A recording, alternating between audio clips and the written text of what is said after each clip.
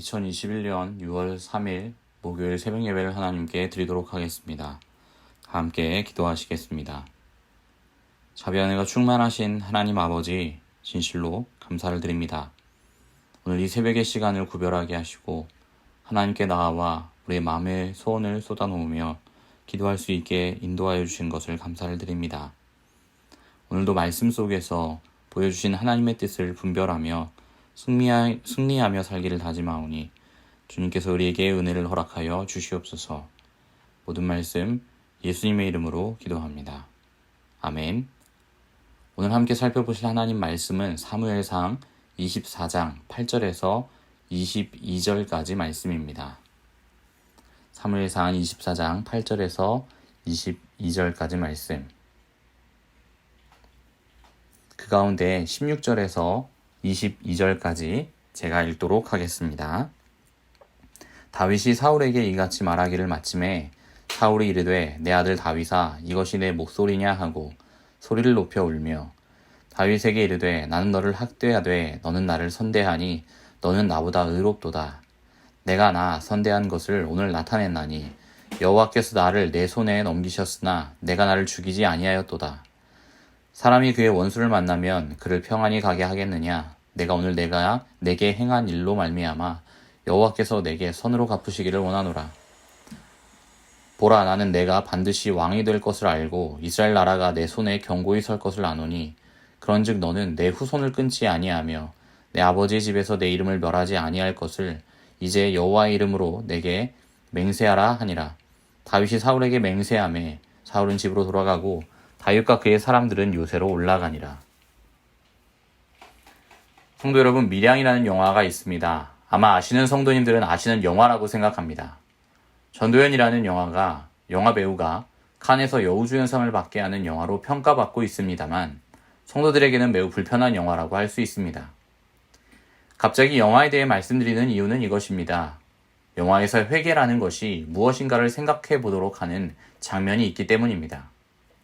자신의 아들을 살해한 사람이 복역하고 있는 곳으로 여주인공은 용서를 위해 그를 찾아갑니다.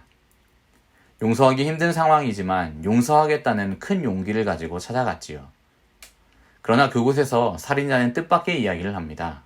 이미 하나님으로부터 용서를 받았다라고 하는 말이었습니다.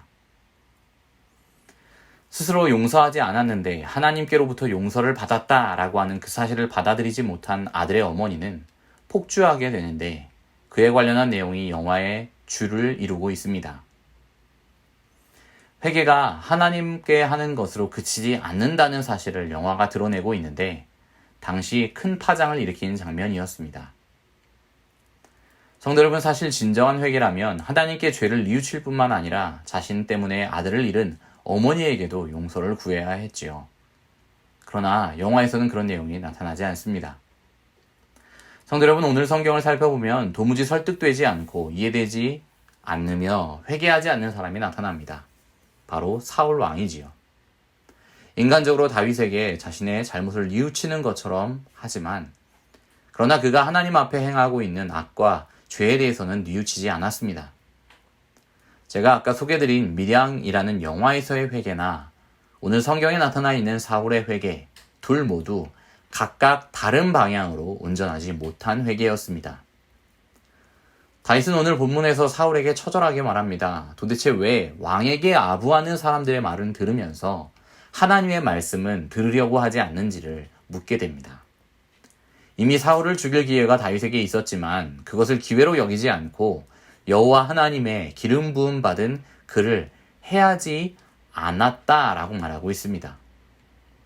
왕과 다윗 사이에 옳고 그름을 판단할 사람이 있는 것이 아니라 여호와 하나님께서 판단하시고 조치하실 것인데 왜 자신의 생명을 해하려고 하는지 사울에게 묻고 그를 설득하려 했지요.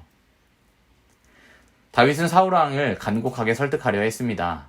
자신을 계속하여 괴롭히며 따라다니고 있는 사울을 설득하고 또 그에 대한 조치를 하나님께 맡겨달라라고 하는 내용으로 그를 설득하게 되죠. 그러나 다윗의 이런 설득에도 불구하고 사울이 온전한 회개로 나아가지는 못한 것 같습니다. 사울은 다윗이 자신에게 선하게 대했다라는 것을 인정하였습니다. 원수를 고이 보내주는 경우가 없는 법인데 복수하지 않고 여호와께서 갚아주실 것이라 말한 것이 감동한 것처럼 보이며 또한 회개한 것처럼 보입니다. 다윗에게 감사하다고 표현하고 뉘우치는 것 같아 보인다라는 것이지요. 더불어 사울은 다윗이 차기의 왕으로 세워졌을 때 자신의 후손들에게도 선하게 대해줄 것을 당부합니다. 이 정도면 사울이 참 많이 변했다라는 생각을 성도님들이 하시지 않을까 생각합니다. 그러나 뉘우침을 넘어서 대단한 변화를 이루어낸 것은 아니었습니다. 다윗이 하나님의 사람을 해하려 하지 않은 이유가 하나님께서 하실 일을 자신이 대신할 수 없기 때문이었습니다. 그러나 사울은 하나님께서 하셔야 할 일을 자신이 하려고 하는 교만과 악을 하나님 앞에 회개하지 않았습니다. 하나님 앞에 죄를 범했다든지 하나님께 나의 죄를 뉘우친다는 말은 한 번도 하지 않았지요. 진정한 회개로서 잘못해서 돌이킨 것이 아닌 일시적인 후회와 뉘우침 뿐이었다라는 것입니다. 사랑하는 서문호교회 성도 여러분, 우리가 하나님 앞에 회개한다라고 하는 것은 결코 단순하지 않습니다. 죄를 깨닫고 뉘우치는 것에서 그치는 것이 회개가 아니라는 말이지요. 하나님 앞에서 자신의 죄를 겸손하게 인정하고 사죄를 바라는 마음으로 간절히 매달리는 것이 회개에 합당한 열매로 드러난다라는 것은 아닙니다. 이후의 삶과 행동이 완전히 그 죄악으로부터 벗어나는 것이야말로 진정한 회개인 것이죠. 더불어 죄로 인해 이웃에게 피해를 준 일이 있다면 하나님께 회개했던 것과는 별개로 사람에게도 용서를 구해야 하는 것이지요. 사울은 인간적으로 다윗에게 받은 호의에 대해서 감사하고 있었지만 하나님의 말씀에 순종하지 않고도 하나님께 회개할 줄 모르고 있었습니다. 사랑하는 성도 여러분, 우리의 죄를 슬퍼하는 것에서 그치는 것이 아니라 하나님께 진정한 회개로 나아가는 저 여러분들이 되시기를 간절히 축원합니다. 아멘. 이 시간에 함께 기도하도록 하겠습니다. 하나님 아버지, 오늘 회개에 대하여 살펴볼 수 있도록 인도하여 주신 것 감사합니다.